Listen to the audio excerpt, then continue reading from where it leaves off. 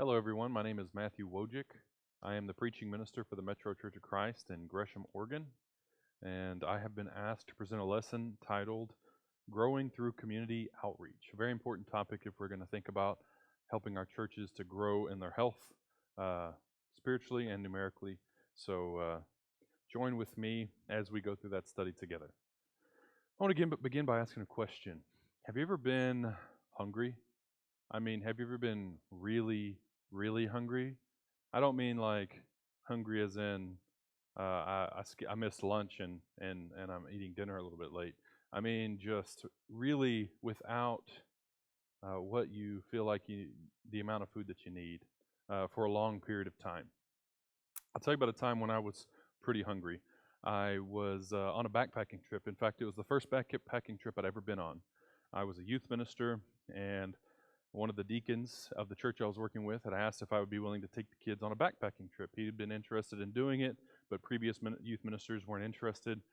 But I was. I liked the idea of camping, but I'd never been backpacking. And so he assured me that he would take care of the details and take care of the food and let me know what gear I needed and completely take care of all of that since I'd never gone. And I would take care of the spiritual focus and getting the kids and helping him chaperone the trip. So that's what we did. He organized all the food, all the gear, everything, and told me what I needed to get, and I got what I needed to get. And we showed up, we divided up the food, and we started up this journey. Now this was a 7-day backpacking trip, my first backpacking trip ever.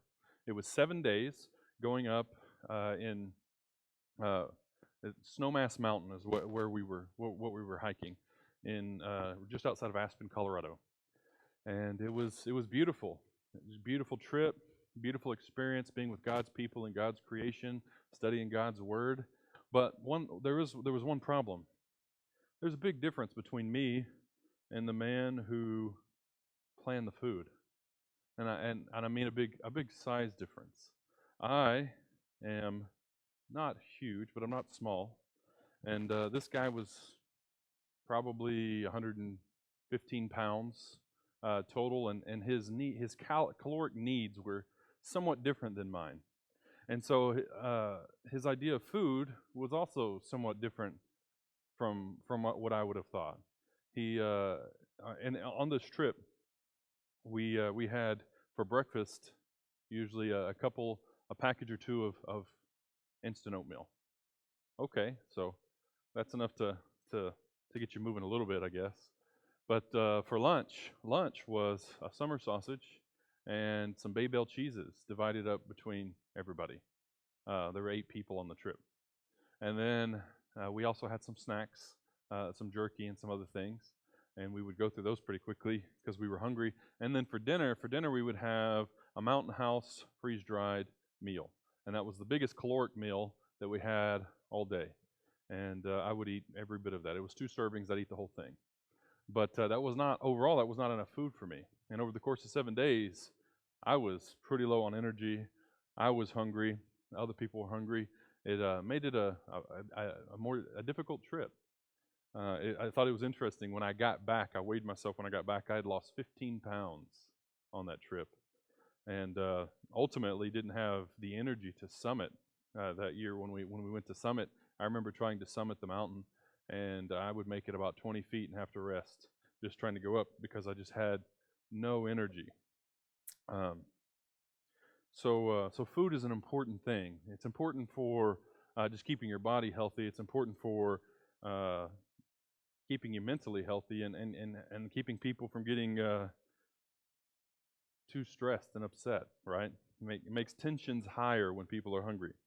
I want us to take a look at a story in 2 Kings chapter 6. 2 Kings chapter 6, beginning in verse 24, we're going to look at a time where people were far hungrier than any of us could probably ever imagine, at least any person under normal circumstances.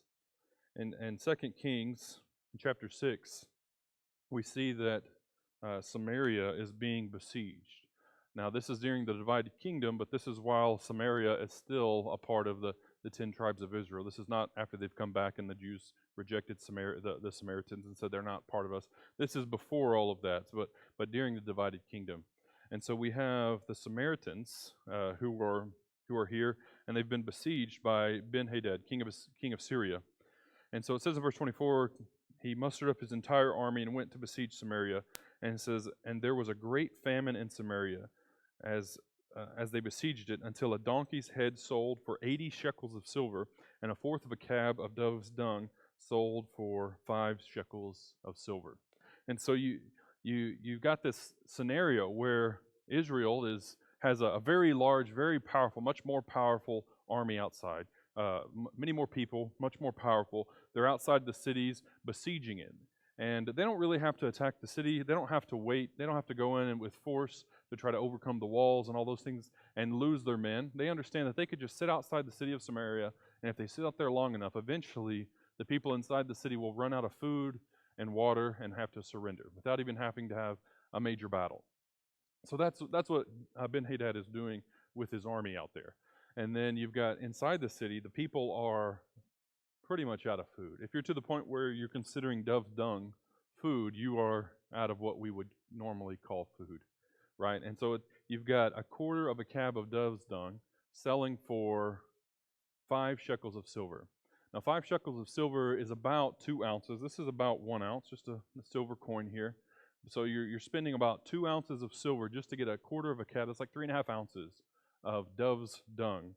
Now, that could be actual dove's dung, or it could be a reference to some rooty vegetables that they wouldn't typically eat, depending on who you read. But either way, it's not what anybody would consider food, and they're trying to eat this stuff and paying a very high price, which means the poorer people that don't have 5 shekels of silver, which is far more than a day's wage.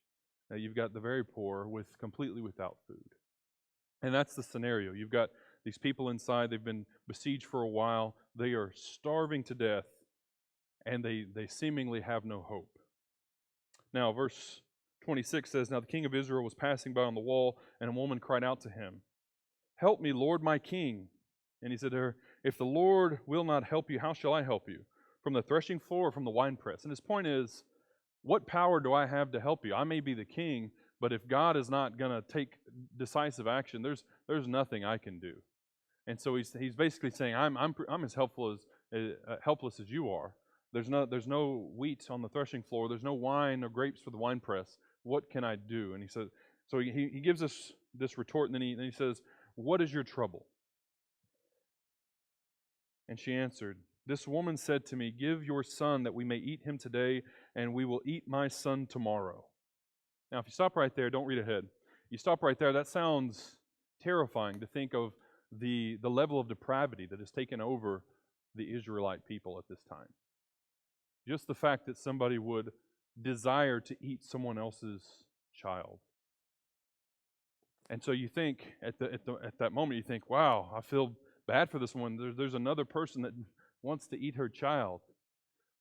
But if you read a little bit further, you realize that's not really the problem. That's not really her problem, anyway. That's not what she is taking issue to the king with. The issue, as you read verse 29, is much worse. She said, so we boiled my son and ate him, and the next day I said to her, give your son that we may eat him, but she has hidden her son.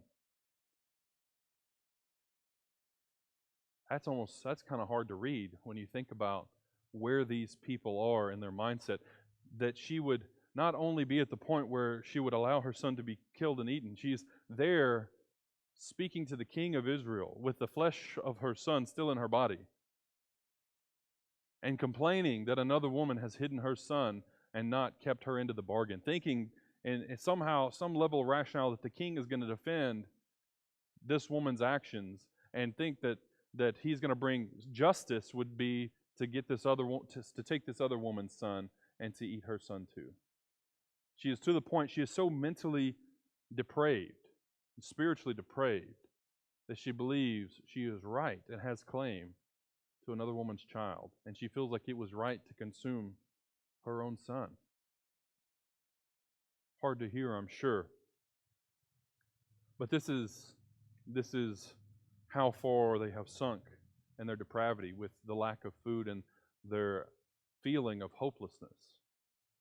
And so the king responds, and he says, in verse 30, it says, when the king heard the words of the woman, he tore his clothes Now he was passing by on the wall, and the people looked, and behold, he had sackcloth beneath on his body. And he said, May my God do so to me, and more also, if the head of Elijah, son of Shaphat, remains on his shoulders today.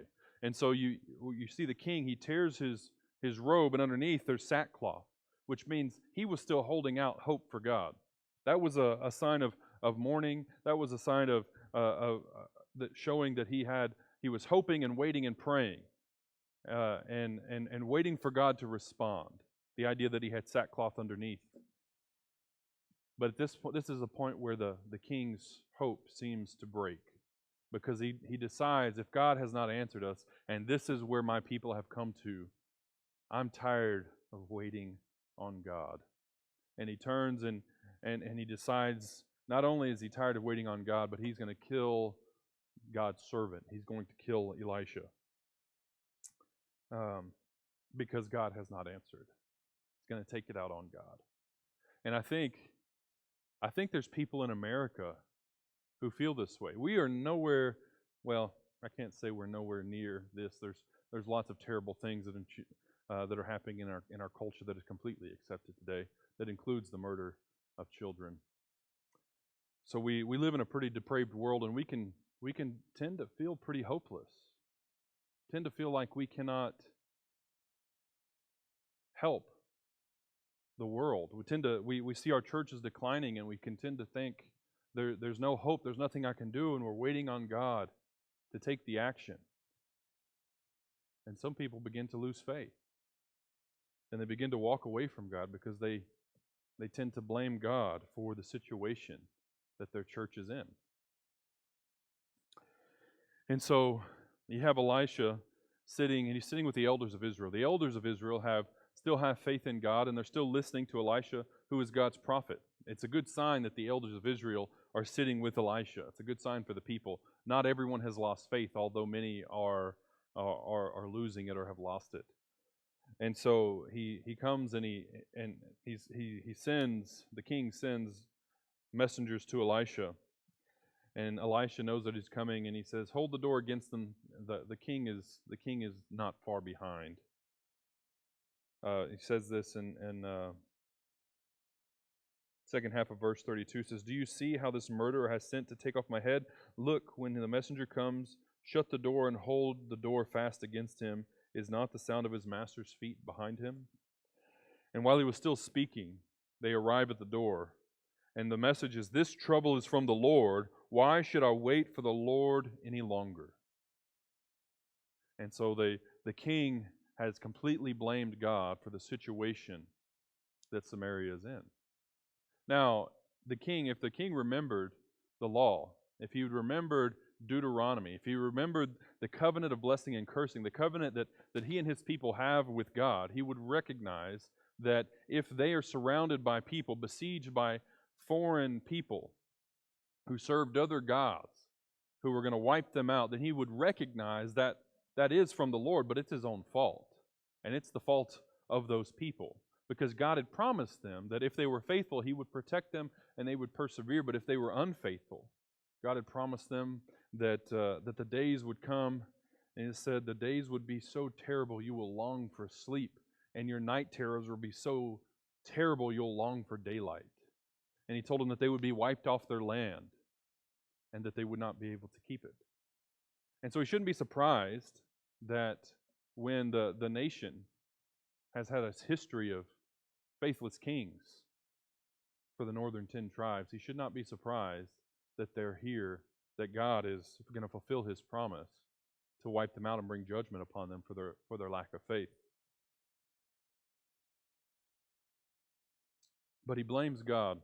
And Elisha, it's interesting, when we get to verse chapter 7, hear what Elisha has to say. He says, "Hear the word of the Lord. Thus says the Lord, tomorrow about this time, a seah of fine flour shall be sold for a shekel, and 2 seahs of barley for a shekel at the gate of Samaria." Now, if you've been living in the situation that the Samaritans have been living in, this sounds like an unbelievable blessing.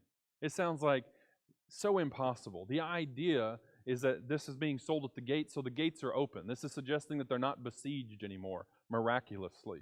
And not only are they not besieged, but it's also suggesting that somehow they have fine flour and barley ready, so abundant that it's going to be sold at an amazingly cheap price. I mean, the ability to buy more than a day's necessities for a family in fine flour and barley for a low price. And so it's this idea that you will have an abundance of food. But they're completely out of food, and they've not been able to be in the fields bringing in a harvest. It's not like they've been able to produce a crop. In fact, the army outside probably decimated it. And so if they looked around practically, there's no way God that this word from Elijah can come true in any way they could conceivably understand. And if you think about it, Elisha had every reason to lie. I mean, the king is there to cut off his head. If he can get the king to give him a little bit more time, maybe Elisha can escape. But we see the king has a little bit of faith because he does not kill Elisha at that time. But unfortunately, the messenger, the man who was there with the king, did not. His response is this: the captain whose hand the king had leaned on says this, verse 2: "If the Lord himself should make windows in heaven, could this thing be?" But he said, Elisha said, "You shall see it with your own eyes, but you shall not taste of it." Because this man did not have faith that God could provide, Elisha said, "God's still going to provide, but you're not going to receive any of the blessing. You don't get to be a part of any of it." I wonder if we feel that level of contempt for God that he felt, or that level of abandonment. I think many people who are in churches that have been declining for a long time can feel like God's not doing anything here. We're not going to turn this thing around. How could this really be different? And we have to remember that God is the one with the power. And if we lose faith in God, God is still going to accomplish our mission. But we're not going to be a part of it. And maybe the blessings we're counting on receiving, we may not even be a part of that if we have given up on God. So in verse 3, we begin to see this is interesting. It gets really interesting in verse 3 because it's kind of a change of the main characters. When we see some lepers are introduced in verse 3. There were 4 leprous men at the entrance of the gate. So just think about the situation of these lepers. You've got people inside the city, right, who were scared for their lives. The city gates are closed, and they're starving inside the gate. You've got this wealthy, numerous army outside with plenty of food, everything that they need to just sit and wait out the Israelites until they die or give up. And then in the middle, you've got these 4 lepers. Now these 4 lepers are outside the gates because under the law they could not be in the city with the people because they were considered unclean. So they're outside of the city, outside of the gates.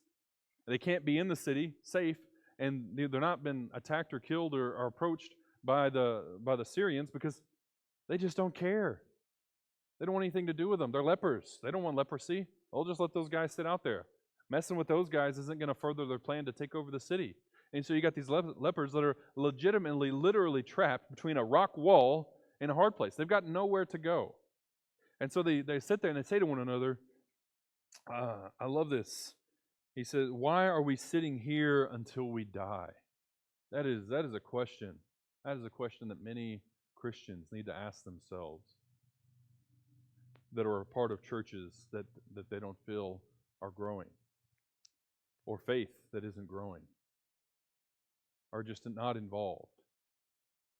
Why do we sit here until we die? Because make no mistake about it, if all we do is show up and sit and we don't ever actually get physically involved in the mission of God, we are dying or dead spiritually, regardless of what we believe. because that faith that we claim is not put into action. So these lepers get up and they decide, okay, we're going to take some kind of action, right? In verse 4 it says, if we stay here, if we enter the city, the famine is there, and we'll die. If we sit here, we'll also die. So now let's go over to the Syrians. Let's go over to the camp, and if they spare us, we'll live. Even if they throw us into prison, we'll have food, and we'll have life. We're going to die either way. And if they kill us, we're just going to die sooner. Either way, the only hope that they recognize is I've got to go in to the Syrians. I got to go to these people that look like that are the enemy, and I've got to go and see if there's any hope for me there. And so they do. They get up and they go to the camp, right? And they expect to show up and either be killed on the spot or at least surrounded and arrested, right? If you're walking into a military camp, you're not just gonna walk in without people recognizing that you're not one of them, especially if you're a leper, right? So they stroll into the camp and they expecting to be arrested, but when they get there, the camp is empty. There's nobody there. There's nobody at the camp. And it says that God had caused the people in the camp to hear a sound of chariots and loud noises sounding like a mighty army. And they fled. They got so scared of the army that they heard. It was such a powerful sound that they didn't just get up and prepare to fight. They ran.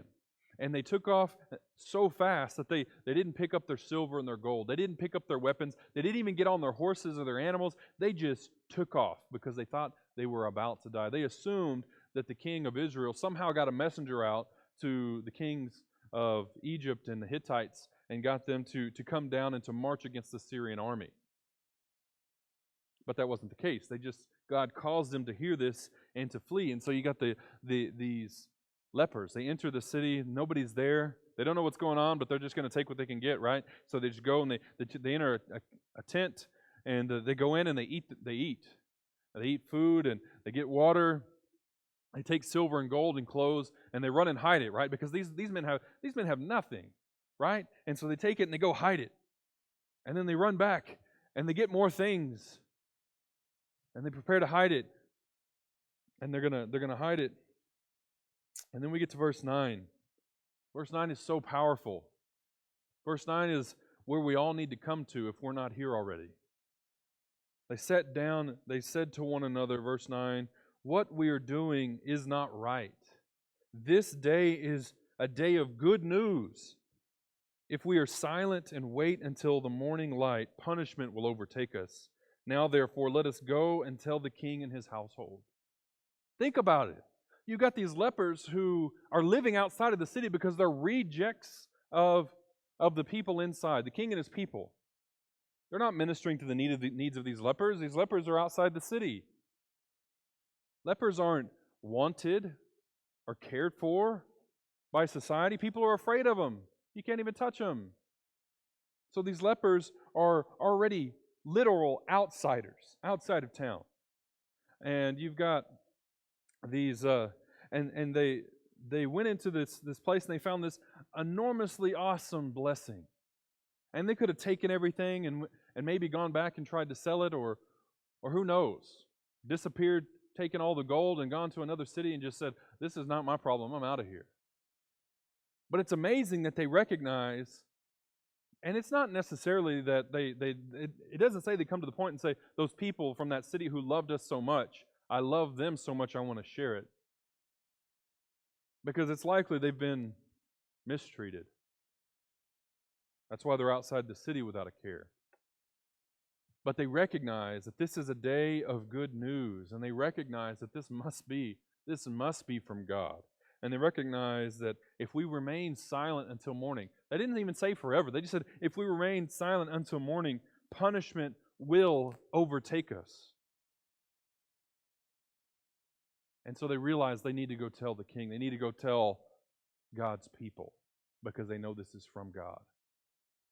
We need to come to that realization if we're not there. We have been given the good news, the gospel.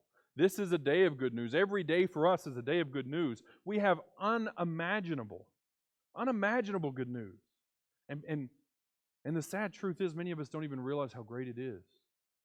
We take it for granted.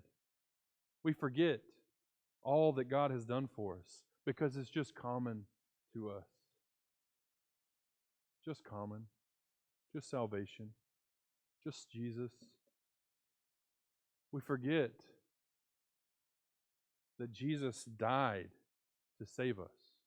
We forget that we were destined for hell without hope that we could, and without salvation we could achieve on our own. But somebody brought the gospel into our lives. One of the best definitions I've ever heard for the gospel is just one beggar telling another beggar where to get food. That's exactly what happened here. You had some beggars outside the city. And they went to go tell the other people, starving for food, where to find it. So they go and they tell the king, and at first the king doesn't believe it. He says, "There's no way. I'll tell you what the Syrians have done. They've gone and they've hid themselves. They know we're hungry. They're just trying to get us to go out there, and then they're going to storm us, attack us, and kill us." But some of the servants say, "But we have to try. Let us just take some of the horses. Let us just go out and see. Maybe those that go out will die, but we have to know." And so they take a chance. They risk their lives to go and see if this thing is true. And they go and they follow for a long ways, and they see things strewn about, and swords and weapons, but they don't see any people. They just see the results of them fleeing for their lives, even though they don't understand why. And they come back and report to the king, and the people go out and they plunder the camp of the Syrian. And they bring it back. And just like God said, you've got a seah of fine flour sold for a shekel, and 2 seahs of barley sold for a shekel at the entrance, at the gate. And the officer on whose hand the king leaned, the one who said that even if God opened the windows of heaven, God can't even do this. The one who did not have faith, he was put in charge of the gate. And he saw it. He saw the food. He saw it sold. But the rush of people to the food was so great that he was trampled to death in the process. So he saw God answer his promise. He saw God fulfill his promise. But he didn't get to be a part of it. And I can only pray that that's not the fate for people who truly do love God and truly believe in God, but at some point just stop having faith that God can change this world. We have to believe that there's still power in the gospel. We have to believe that we're still called out into a world that is scary. I think often we become like the Samaritans, and we see the world like the armies of Syria coming to besiege the Lord's church. And we put up our walls, and we hide inside, and we think we got to keep things our way, and the world doesn't understand, and we've got to protect our flock. Now there's a lot of truth to that. We do need to protect our flock. We do need to stay together. We do need to come together. But if we feel besieged by the world, we forgot who has most power. You see, the Syrians were besieged by Syria because Ben-Hadad had a greater army in numbers and in power than they did in Samaria, because Samaria was unfaithful to God and God was not blessing their efforts. And so they were afraid of Syria, because Syria was more powerful. We should not be afraid of the world because we have the power of God on our side. The world is not besieging us. We don't need to run in fear. We need to be like those lepers who found the truth, who found God's blessings, who are equally undeserving because of our actions, but equally worth it because God decided we were, and because God decided that we are. And we need to take this good news and share it with the world.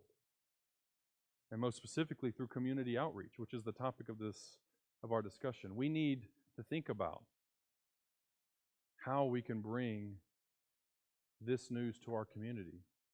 In many communities, churches that have been there for a long time, the community doesn't even remember they exist. I remember working with a church that had been in its community for over 100 years. Over 100 years. But when I came to town as the minister, nobody knew what I was talking about when I told them I was the minister of the local Church of Christ. Nobody knew where it was. Nobody knew it existed, except for the members.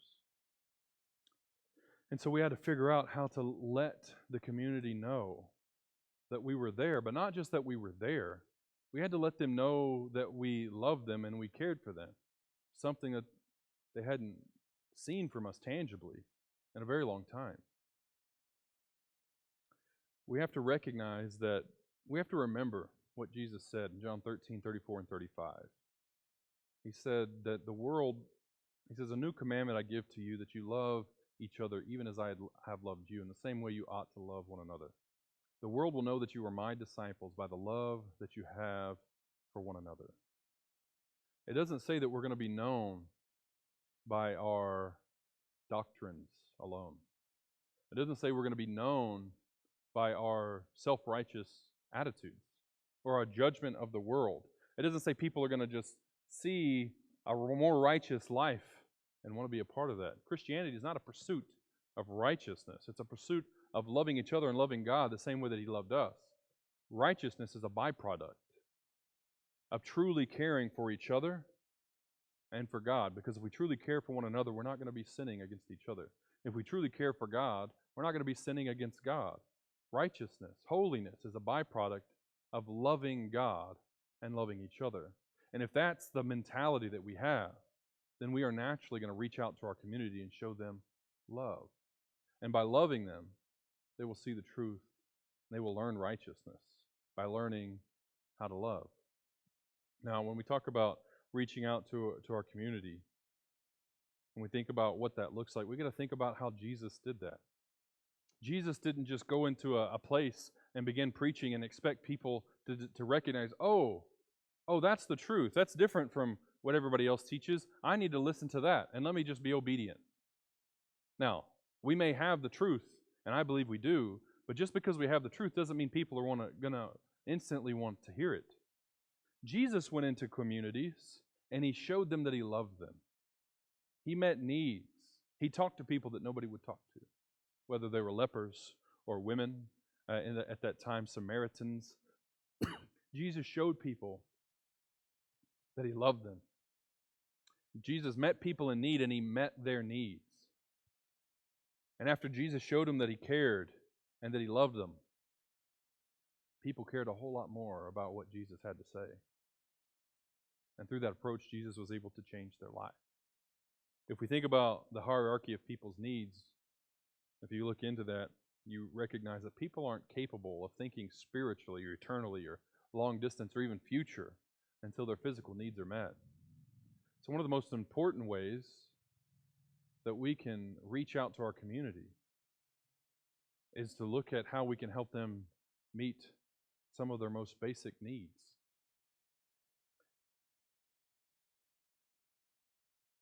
I remember when I was working with this church, when we were trying to figure out how to get the community to know that we existed, we did a couple of things. One of the things that we recognized is that some of our own kids struggled to have school supplies. And we also recognized that many people in the community struggled to have school supplies. So we decided, well, what if we did a school supply drive? Well, when we looked into it, we found that there was also already a major school supply drive in town. It wasn't faith-based, though. It was through the local county. And so instead of trying to set up a competing one, I went to the man who led that. And I just asked if we could be a part of it. And you know what? He said yes. And we partnered with him, and we began providing school supplies. But here's how we did it. We provided first for every child in our church.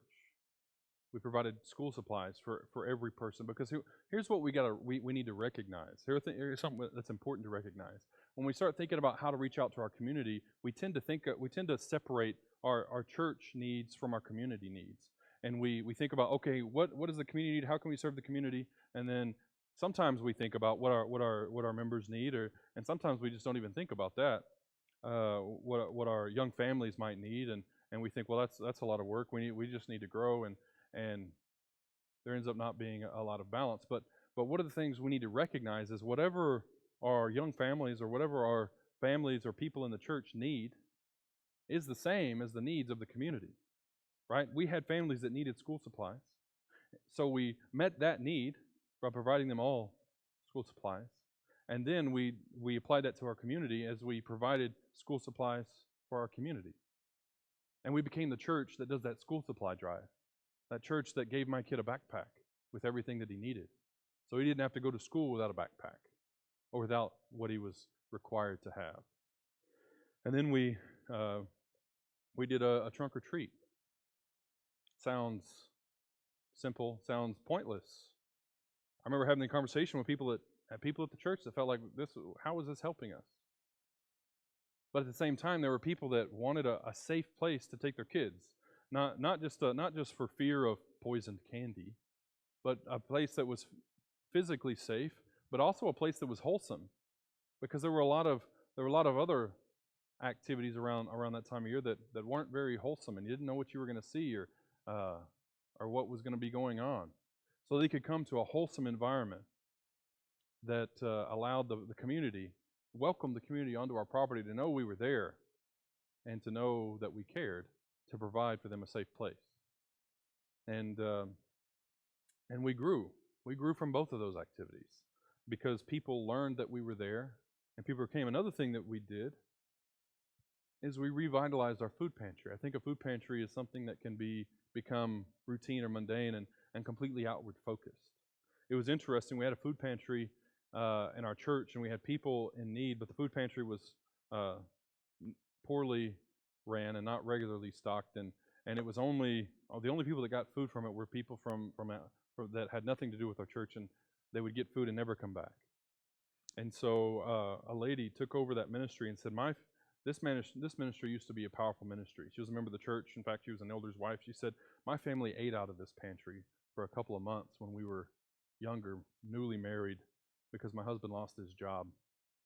And she had a passion for the ministry, and she took that ministry and she revitalized it and made the pantry, renewed it so that we had fresh food, and not just fresh food, but all the things that people would need in that situation. And then we were very intentional about making it focused initially on our members, because we had members that had need of the pantry, but they wouldn't come to it because they felt like it wasn't for them. And so we got our members to begin to use it and made them comfortable using it, and realizing that the church truly cares for their needs. Because the church, if our members don't know that we care for them, the community will never believe that we care for them. And so we created a church environment where we knew that we cared for one another. And then from that, we also allowed the community to come in. And we actually had people come in and become members of our church through that ministry for the first time in a very long time. There are limitless ideas for ways to engage your community, for ways to grow through community outreach. But what we have to realize is much of that is recognizing a need and meeting it well. Not just for the sake of giving clothes and food. You have to get to the gospel. It has to be a part of what you're doing.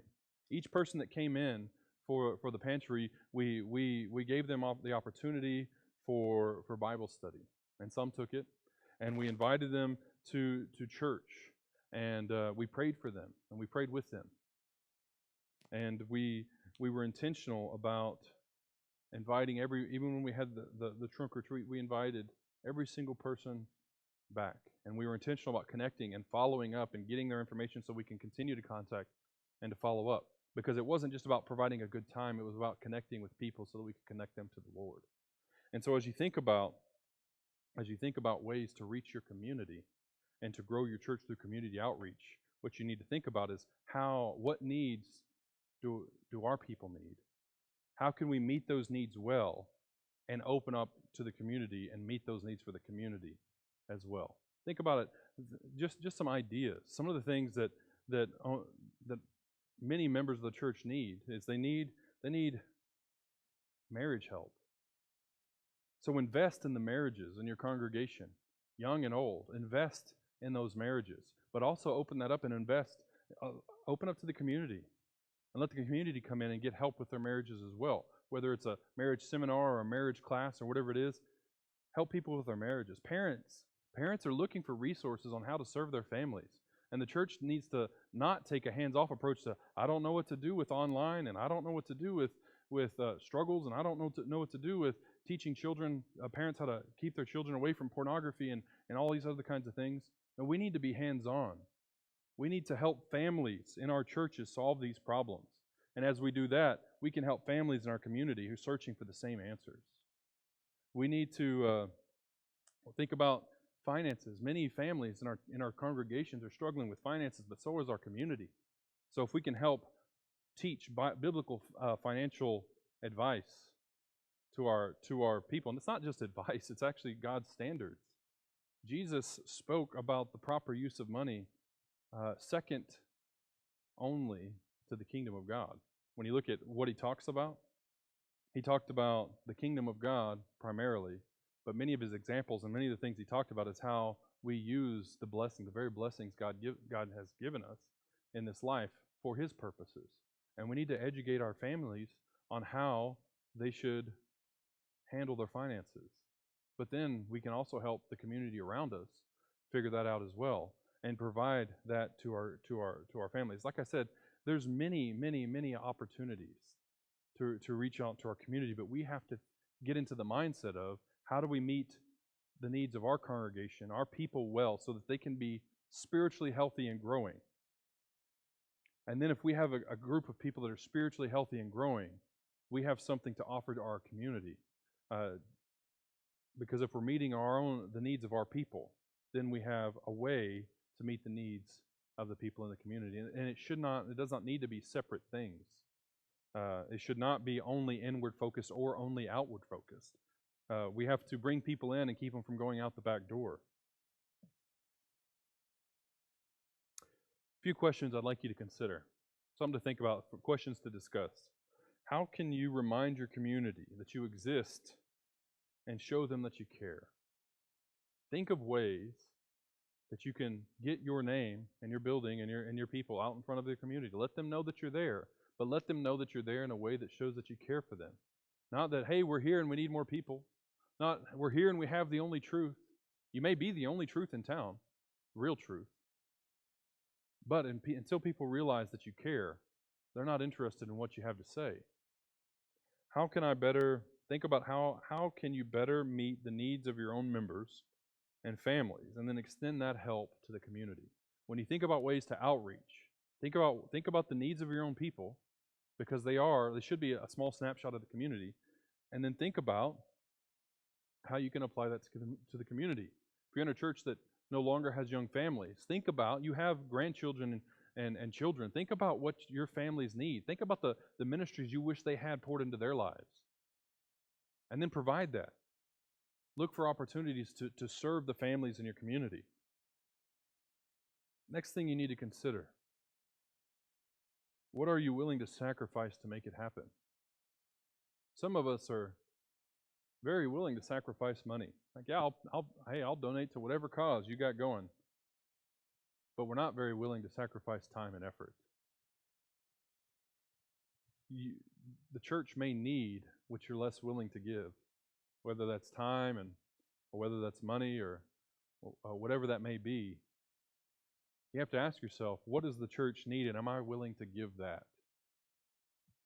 Maybe it's just, and maybe what the church needs is for us to grow spiritually, so we're less judgmental, so we're more open to people that are different than us. And I don't mean that we can jump to people who have different spiritual beliefs, which many of them will coming into the church, and we got to recognize that, and we got to teach them and guide them and help them mature in love and in truth.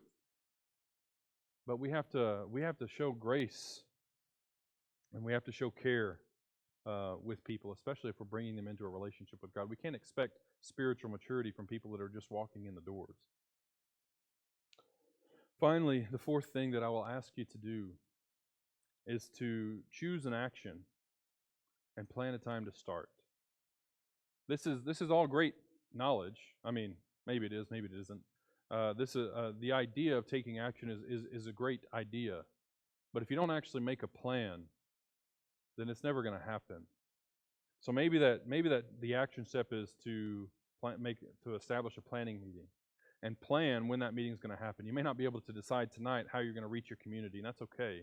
But I think it would be healthy for you to talk about the community's needs, the needs of the church, and think about some ways that you can serve the community. But if it requires another meeting in order for you to decide an action step for your church to tangibly meet the needs of your community and your congregation, then maybe the action step for you tonight is planning a time where you will sit down and you will talk about it until you have a plan for reaching your community.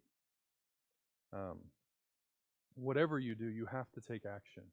If no action is taken on this, it will be of no benefit to you. It will be a lesson that you heard that you liked or didn't like, and then you will move on with your life. But I want to encourage you to take action so that God can do His part.